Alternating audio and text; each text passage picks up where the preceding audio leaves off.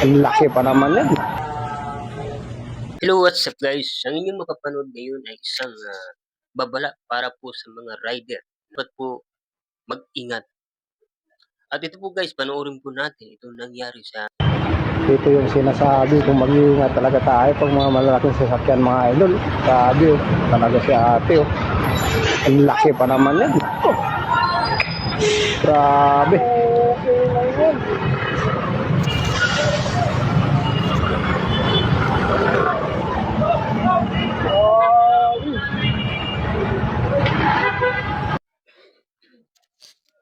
So yun guys, nakita ninyo na talagang dapat huwag itong tularan yung ganitong klaseng rider mga kababayan dahil nga po ay nakakatakot. Alam niyo po mga kababayan, dapat po tayo mag-ingat. Kapag ka po nakita natin na mayroon mga truck na malaki at huwag po tayong didikit dito. Kung sila man po ay o-overtake, huminto na lang po tayo.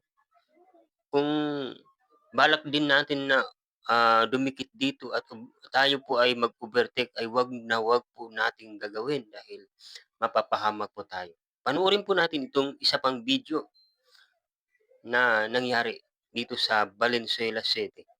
Ito po. Okay na.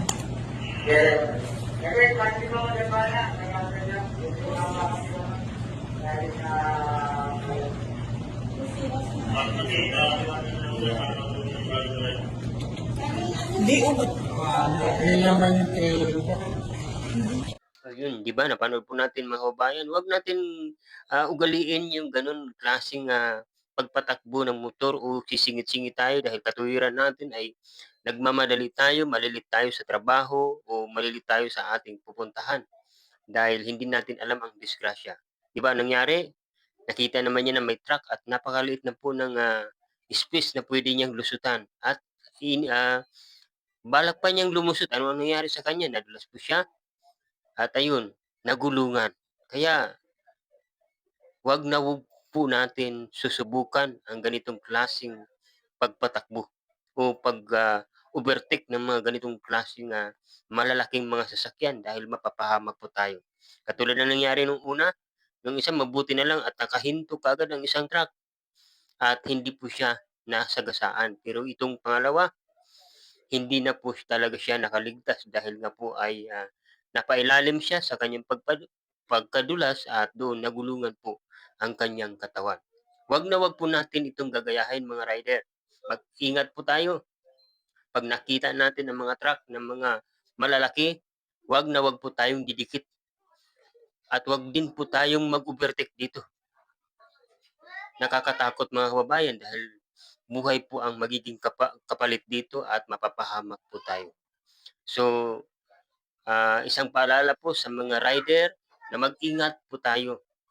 Huwag natin sayangin ang ating buhay. Huwag tayong magmadali lagi sa ating patutunguhan dahil mapapadali po ang ating buhay.